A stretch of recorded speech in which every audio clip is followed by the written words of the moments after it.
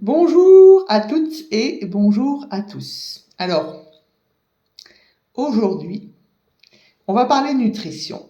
Et on va parler nutrition certainement pas d'une manière dont vous vous y attendez de la part, entre guillemets, d'une naturopathe.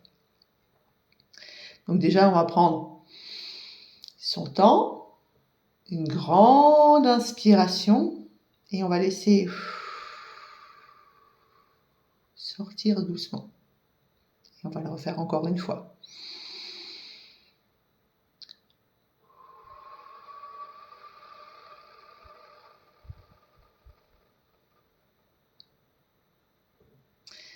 Donc on va parler nutrition. On va pas parler de repas. On va pas parler de calories.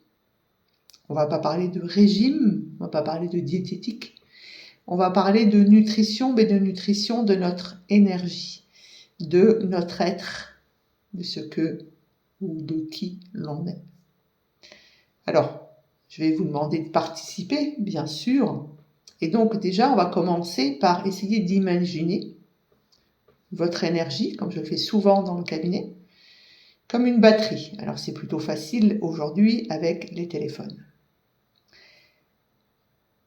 Certaines expériences, certaines paroles, certains moments vont remplir cette batterie. Et puis d'autres vont la vider, doucement, petit à petit. C'est jamais un effondrement brutal. C'est souvent le résultat de micro-agressions, de petites doses répétées, quotidiennes, qui vont grignoter notre vitalité. Alors, dans cette vidéo, on va explorer, et on va le faire ensemble, c'est pour ça que je vous demandais d'être là, d'être présent, sur ce qui nous nourrit, ce qui nous vide. Et surtout, l'idée, ça va être de se dire comment je fais pour protéger ma batterie, pour recharger mon énergie. Donc, on s'installe confortablement et on commence un petit voyage ensemble vers une énergie qui va surtout être plus consciente, plus nourrissante. Et pour faire ça, vous le voyez, même moi, aujourd'hui, j'ai ralenti le rythme. Parce que pour être conscient et consciente de ce qui se passe dans notre vie, on a besoin de ralentir le rythme. Alors, qu'est-ce qui va remplir notre énergie? Ok. Donc là, on est plutôt dans qu'est-ce qui me fait du bien? Et ça va être des choses qui seront quelquefois simples, des choses qui seront parfois invisibles, et surtout des choses qui vont être puissantes. Alors, on pourrait, entre guillemets, découper ça en 4 groupes, si vous voulez. Le premier groupe, c'est les relations. Il y a des relations qui nous nourrissent. L'amour, par exemple. L'amour, c'est la base. Et l'amour, pour soi, d'abord, c'est primordial. C'est ce qui fera que vous n'irez pas chercher l'amour ailleurs, d'ailleurs, et que vous ne serez pas dépendant ou dépendante de quelqu'un d'autre. Voire d'un doudou ou d'un doudou comme ça, etc., etc. Et l'amour, c'est aussi bien dans vos relations professionnelles, donc dans votre travail, que avec vos amis, que avec votre famille, que avec mes consultants, par exemple, ou vos clients, si vous êtes dans tous les métiers qui sont en contact avec des gens. Donc, la bienveillance, la reconnaissance, les moments où on va se sentir utile, et ça, en tant que thérapeute, il y en a beaucoup. Les moments où on est fier de soi, et ça, je ne sais pas s'il y en a beaucoup dans votre vie, des moments où vous êtes fier de vous. Vous avez fait un joli tableau, vous avez réussi à faire une belle assiette, par exemple. Vous avez réussi à créer, par exemple, moi, aujourd'hui, j'ai une matinée de repos, j'ai fait un article de blog, je fais une vidéo, et puis je me suis créé un magnifique repas pour midi. L'idée, c'est d'être dans l'interaction, parce que le tissu social, c'est important, et dans l'interaction vraiment qui va être sincère. Et c'est là où aujourd'hui, quelquefois, on peut avoir des difficultés dans notre société. En tout cas, ça alimente notre vie. Si on part sur un deuxième groupe de choses qui peuvent alimenter notre vie, c'est aussi quelque chose que je vous répète très très souvent si vous êtes venu en consultation et ou que je vous mets en tout cas dans le compte-rendu que vous avez dans les 24 heures, c'est la créativité. La créativité et le plaisir. Que ce soit rire, que ce soit chanter, que ce soit danser, que ce soit faire de la peinture, faire de la broderie, etc., etc. Tout ça, c'est des moments qui vont vous recharger. En fait, c'est quelque chose qui va vous donner de l'élan, c'est quelque chose qui va vous donner de la joie, c'est quelque chose qui va vous apporter de la légèreté, c'est quelque chose surtout qui va vous permettre ici de débrancher, entre guillemets, celui qui nous fait radoter et être plutôt dans le négatif. Et la créativité, le plaisir, même si c'est 5 minutes par jour, ça marche. C'est suffisant pour sentir la différence.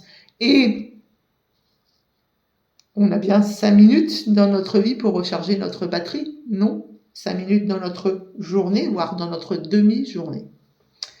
Ensuite, on a le calme et la sérénité. C'est peut-être ce qui est le plus difficile dans notre société aujourd'hui, de réussir à être dans le calme et dans la sécurité. Parce qu'on essaye de nous faire peur en permanence, voire on se fait peur, ces peurs qui sont planquées à l'intérieur de nous, même peut-être depuis des générations.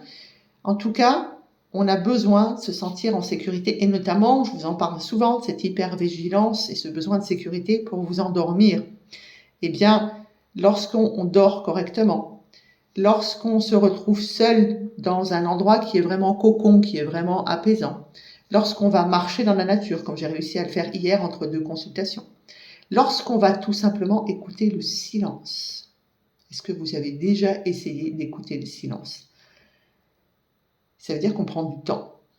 Et tout ça, ça va nous nourrir et c'est vraiment quelque chose qui va nous nourrir ultra profondément. Même si vous avez l'impression que ça semble passif, en fait, c'est vraiment quelque chose qui va être incroyable sur la batterie de votre corps. Ensuite, un autre point important qui manque de plus en plus, notamment je le vois beaucoup en cabinet, c'est la confiance et l'estime de soi.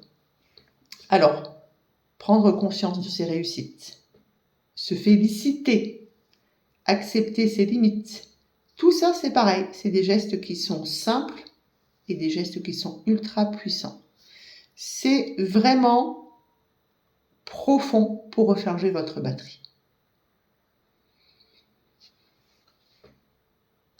Et c'est souvent la partie la plus difficile. Alors, comme j'ai dit que j'allais vous faire, entre guillemets, participer à la vidéo, je vais vous proposer un petit exercice. Vous allez prendre un petit carnet, ouvrir, entre guillemets, un petit post-it, une petite page de notes sur votre téléphone. Alors, le carnet, bien sûr, c'est bien mieux, mais bon, ça, c'est les vieux qui font ça. Et vous allez noter 3 moments où vous vous êtes senti nourri. Ça peut être une discussion, ça peut être un moment de rire, ça peut être juste un moment où vous avez été dans le silence et ça a été agréable. Prenez le temps. Prenez le temps de remplir et de noter 3 choses, 3 moments qui vraiment vous ont donné cette impression-là de vous nourrir.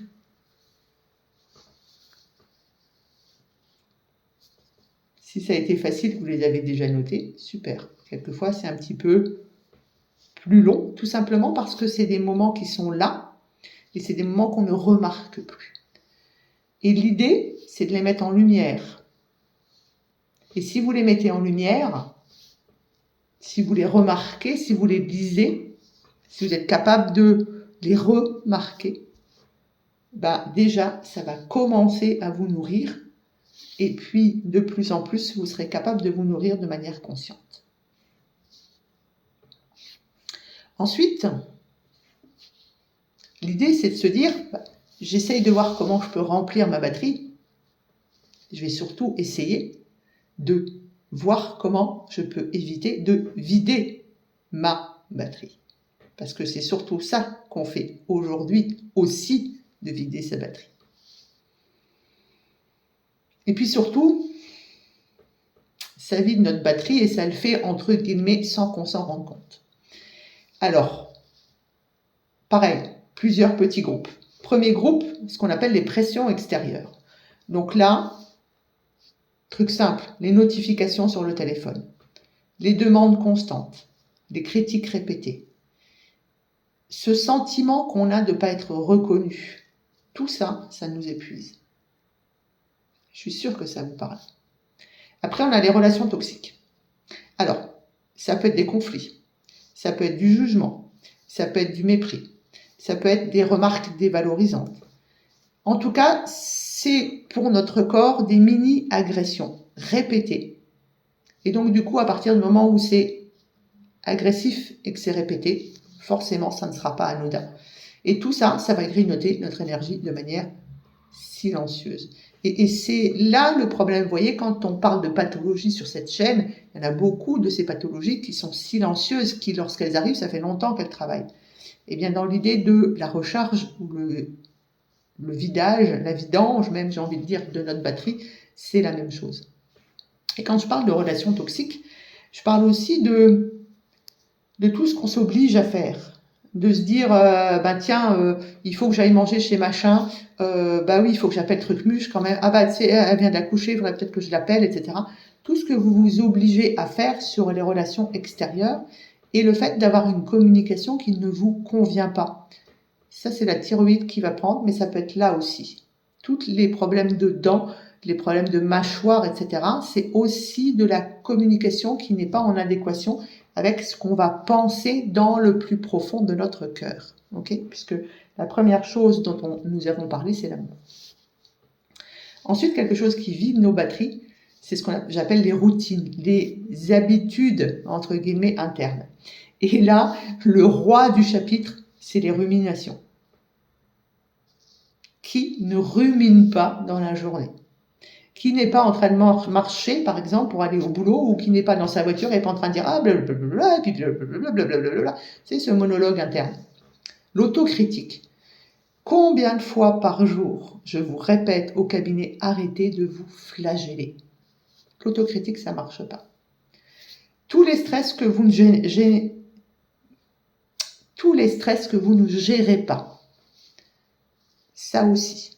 L'adaptation, celle qu'on n'arrive pas à faire, tout simplement parce que c'est en train de nous dire c'est pas bon pour toi là. Ok. Le manque de repos, vous le savez, puisqu'on a dit que le sommeil, ça nous faisait du bien. Et bien tout ça, ça consomme notre énergie, même si, entre guillemets, en apparence, oh tiens bon. Et c'est ça qui est le pire, c'est d'être dans cette apparence. J'ai ma carapace et je vais bien. C'est ce qui nous amène au burn-out, en gros. Et puis, ce qui va bien vider notre batterie aussi, c'est le manque de sens. Je fais de la musculation parce qu'on m'a dit de faire de la musculation. Je mange comme ça parce qu'on m'a dit de manger comme ça. Je suis très maigre parce que c'est la mode d'être très maigre. Je me fais une couleur de cheveux parce que c'est la mode de cette couleur de cheveux. Toutes les activités que vous allez faire et qui ne vont pas nourrir votre identité, qui je suis, vos valeurs, entre guillemets, tout ce qui va suivre des routines dans lesquelles il ne va pas y avoir vraiment le goût à faire, l'engagement à faire. C'est une fuite d'énergie. C'est doux, mais par contre c'est constant. Donc quand vous décidez de faire quelque chose, réfléchissez à ça. Je vous invite d'ailleurs, de nouveau, à réfléchir. Et on va faire la même chose que qu'est-ce qui m'a nourri. Donc, si on réfléchit, on est en fin de semaine, qu'est-ce qui vous a, entre guillemets, vidé cette semaine? Et faites pareil, vous allez noter et vous allez observer. Et le but, c'est certainement pas de vous juger, puisque vous avez vu que ça nous fait partir de l'énergie. Simplement de reconnaître, c'est déjà un premier pas vers la protection de votre énergie. Donc, prenez votre temps, notez ce qui vous semble vous avoir vidé. Je voulais vous faire un petit rappel aussi qui est important, c'est que les critiques destructrices, c'est pas une opinion, ok? La dévalorisation, c'est pas de l'honnêteté, ok? Le mépris, c'est jamais de l'amour ni du respect. Ok ? Ça, c'est parce qu'on entend beaucoup parler de pervers, de manipulateurs, etc., etc., etc., etc., parce qu'il y a une tonne de psychologues partout sur tous les réseaux sociaux. L'idée, ça va être que vous avez besoin de vous protéger de ces situations. Vous avez besoin de prendre soin de votre santé mentale et donc, du coup, de votre santé énergique. Même énergétique, on pourrait dire. Comment on va faire pour protéger et recharger notre énergie? Comment on fait pour préserver et pour nourrir notre énergie? Alors, moi je vous propose, une fois par semaine, de se dire, et si je faisais un bilan de ma batterie? Déjà, parce que comme ça, on se pose, on est dans le conscient. Et donc, un peu ce qu'on a fait dans cette vidéo, vous allez noter ce qui vous a nourri, vous allez noter ce qui vous a, entre guillemets, vidé, vous allez essayer d'ajuster un petit peu au moment de la semaine, et notamment, par exemple, ce qui s'est passé en début de semaine, vous allez ajuster sur la fin de la semaine. La fin de la semaine, vous lisez tout ça et vous dites, la semaine prochaine, je vais faire différemment. En tout cas, l'idée, c'est de créer des habitudes, ce que moi j'appelle des rituels, vous vous souvenez, pour être en conscience dans cette énergie. En fait, dire je suis fatigué, c'est pas une fatalité. On peut faire quelque chose. Ensuite, vous allez apprendre petit à petit, souvenez-vous, au rythme de la tortue, à pratiquer la recharge active. Donc, scroller sur son téléphone, on est d'accord, ça marche pas. Se perdre dans les réseaux sociaux, ça marche pas. Ok ? On a compris la créativité, le rire, le silence, le repos, un échange, le tissu social avec quelqu'un que vous aimez beaucoup, une promenade dans la nature, faire du dessin, passer un moment avec un ami que vous aimez beaucoup, que ce soit au téléphone ou en vrai, moi je pense beaucoup au toucher, allez vous faire masser par exemple. Tout ça. Et il y a certainement plein d'autres idées puisqu'on est tous différents. Tout ça, ça va recharger réellement vos batteries. Et puis, qu'est-ce qu'on va faire? Troisième, entre guillemets, groupe d'action, on va apprendre à dire non. Dire non à l'extérieur. Si vous dites non à l'extérieur, vous dites oui à votre énergie à l'intérieur. Donc, on apprend petit à petit à poser des limites. Poser des limites, ça ne veut pas dire qu'il y a un problème de sensibilité excessive, hein. C'est juste de la lucidité. L'idée, c'est dans « je suis capable de dire non », c'est de vous protéger. Vous vous souvenez, je vous ai dit, on a besoin d'être en sécurité, de se sentir en sécurité. Et si vous vous protégez en disant non, c'est plutôt pas mal. Je vais vous donner un exemple. Lorsque je travaillais à l'hôpital, les jours de repos, le téléphone sonnait régulièrement. Et moi, j'ai appris, parce que pour faire un peu de psychologie de bas étage, comme dirait une amie à moi, je suis allée voir, entre guillemets, j'ai appris la psychologie et on a des obligations, entre guillemets, donc j'ai vu un psychologue dans ce cadre de validation d'expérience. Et cette personne disait, quand le téléphone sonne, si tu ne te sens pas capable de répondre non tout de suite, eh bien, tu réponds pas. Tu attends que le téléphone sonne, que la personne laisse un message, tu finis ce que tu étais en train de faire, tu fais autre chose, et puis tu viens écouter le message. Et tu prends ton planning et tu réfléchis. Si tu as envie de dire oui, c'est OK. Et si tu as envie de dire non, c'est OK aussi. En gros, on ne répond pas tout de suite si on est quelqu'un qui sommes dans la difficulté de dire non. Okay ? Et tout ça, poser ses limites, savoir dire non aux choses qui viennent de l'extérieur, c'est quelque chose qui va être ultra précieux pour votre force vitale, comme on dit entre guillemets en naturopathie, votre énergie vitale, votre chi, votre prana, vous le dites comme vous le souhaitez, tout ça c'est ultra important. Donc rappelez-vous, votre énergie, C'est votre premier capital. Votre équilibre émotionnel va conditionner cette performance durable de votre batterie. Vous avez besoin de protéger votre batterie. Et lorsque vous prenez le temps de protéger votre batterie, eh bien, naturellement, vous allez prendre soin de vous.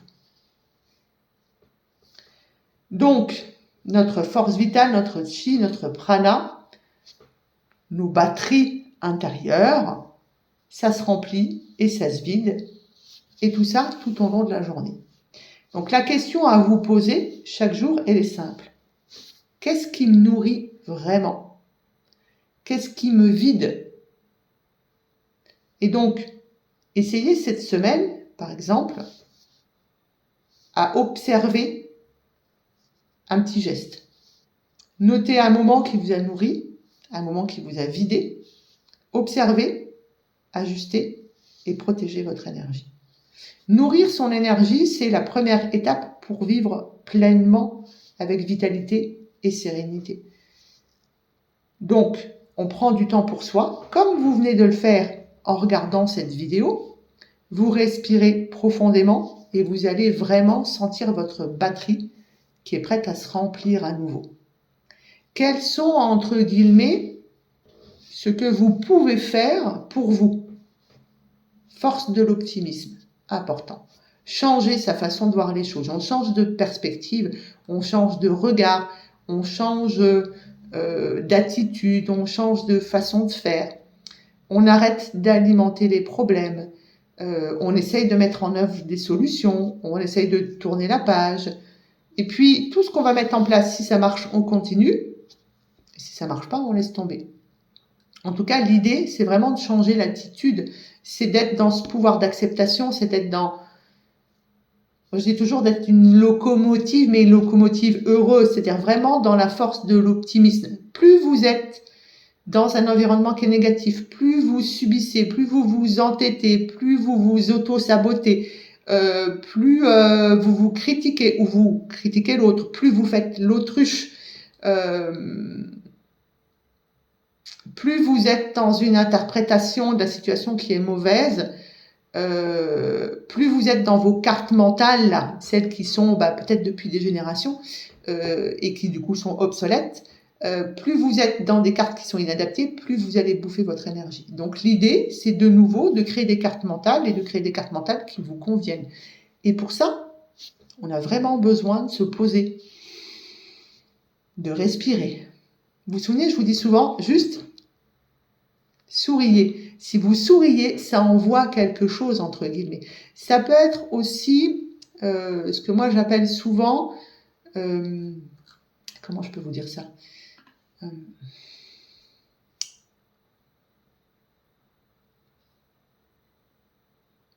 Faire vibrer vos cellules. Faire vibrer vos cellules, et c'est pas de la folie, entre guillemets. Faire vibrer vos cellules, ça peut passer par une répétition de mots. J'ai fait tester ça à un de mes consultants, par exemple, je lui ai dit, vous allez dire gratitude pendant 1 minute. Donc, vous prenez votre téléphone, vous mettez le chrono sur 1 minute, et puis, en conscience, tout en étant à moitié dans l'observation entre guillemets, de votre chronos, vous allez dire gratitude. Et je peux vous dire que quand ça s'est terminé, physiquement, c'était plus la même personne. Le teint avait changé, le sourire était forcément là et la posture a changé aussi. Donc, si on veut rester dans la nutrition, dans qu'est-ce qui me nourrit, ne pensez pas uniquement à l'alimentation. Pensez à tout ce que vous faites tous les jours, tout ce que, entre guillemets, va vous fissurer dans la journée. Essayez d'éviter tout ce qui n'est pas de la douceur, essayez de vous libérer, essayez de bouger, essayez d'être en conscience dans le visible ou dans l'invisible. Chacun a ses croyances. En tout cas, l'idée, c'est vraiment d'être dans un apaisement qui peut être, entre guillemets, silencieux. C'est de se rencontrer à nouveau. C'est d'avoir des rencontres qui nous permettent, entre guillemets, justement, de nous nourrir. Le fameux tissu social est très important. En tout cas, l'idée, c'est de retrouver votre chemin, votre énergie, de retrouver qui vous êtes vous, de vous refaire confiance, de vous aimer et d'apprendre, comme je le dis tout le temps, à vivre au rythme de la tortue. Ça peut être de l'éléphant si vous préférez. Moi, j'ai une amie, son animal préféré, c'est l'éléphant. Et je trouve que c'est merveilleux parce que c'est quelqu'un de très gentil, c'est quelqu'un qui est très solidaire. Et donc, l'idée, c'est ça. Si vous vivez plus lentement, si vous êtes plus en conscience sur ce qui se passe dans votre vie, vous allez vous rendre compte que l'alimentation, bien sûr, c'est important. Ok ?